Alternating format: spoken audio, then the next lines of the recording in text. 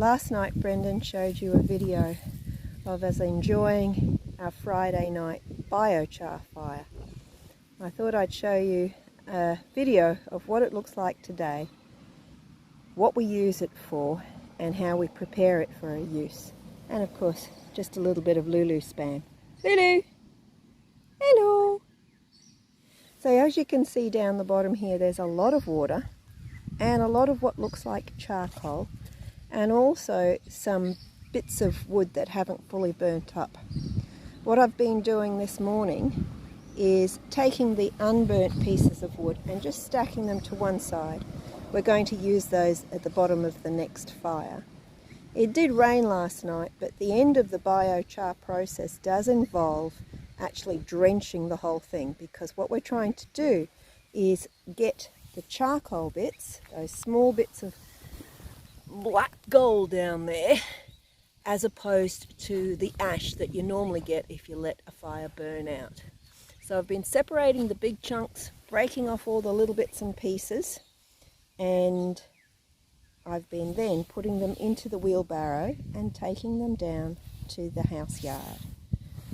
Lulu? Hello. So, I've got all of the charcoal or biochar sitting in my wheelbarrow. I've brought it down from the front paddock, and we're going to put it into this big tub here. You might see the fish there. I used to use it from the aquaponics a while back. If we were to just put this big tub of charcoal on the ground, it'd probably kill everything around it, because it would draw out all the nourishment from the soil and all the water. So what you have to do before you put it into the soil, or even onto the soil, is charge it up. If you look in there, that's what we charge it with. It's a mixture of liquid compost and let me think, liquid compost, some Jardam fertilizer that I make here just out of scraps from the produce that we've got left over, and bits of grass, and there's also some horse manure in there. And I'm also going to throw some handfuls of this. This is compost, or composted bits of bark chip and leaf mould that has been sitting in our garden in piles for 6 to 12 months. That white stuff, that's mycelium fungus, and that's just absolutely brilliant for your garden. So we're going to add some of that into there and add wheelbarrow after wheelbarrow of biochar in there, and then we're going to let it sit for 6 weeks. In 6 weeks' time, it's going to go on top of this garden. Now, as you can see, it's a weedy mess right now, and that's perfectly fine, because we're going to just chop all of these weeds and plants. We've got some celery in there, and we've still got some okra being produced. We've got a nice big Australian yellow lettuce here that we're allowing to go to seed, because it makes such beautiful lettuce. And also, if I can just squeeze around here, without falling over, we've got some strawberries doing rather well.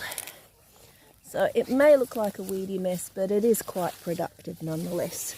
But most of this will either be transplanted, planted, or chopped to the ground. We'll add the charged biochar on top of it, and then we'll put a whole ton of wood chips on top of that. And then after that, these hard-working chooks are going to come in and dig it all over, add some extra nitrogen in their poop, and once we move them on again in 6 weeks' time, we'll plant it up.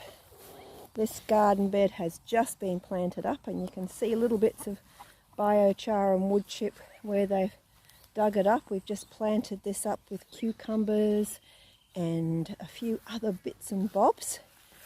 And underneath here is the garden bed that we planted up before. We've put the net in here because it's full to busting with tons and tons and tons of really healthy brassicas, and we want to keep them healthy. We don't want those white cabbage moths taking over.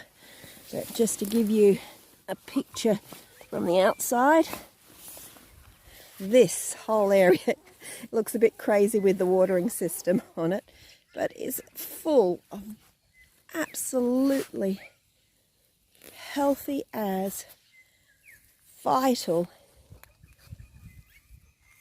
brassicas.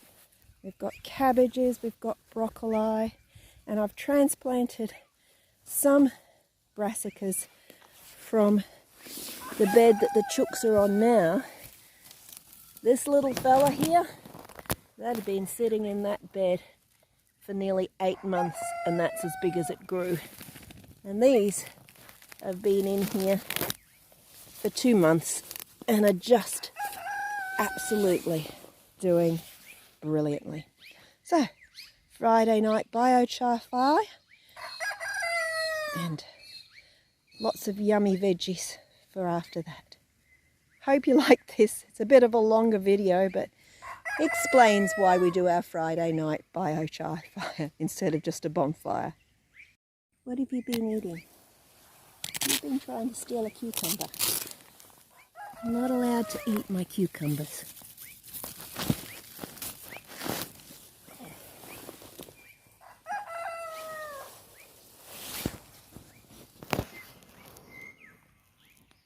I can see Lulu tooth prints in there.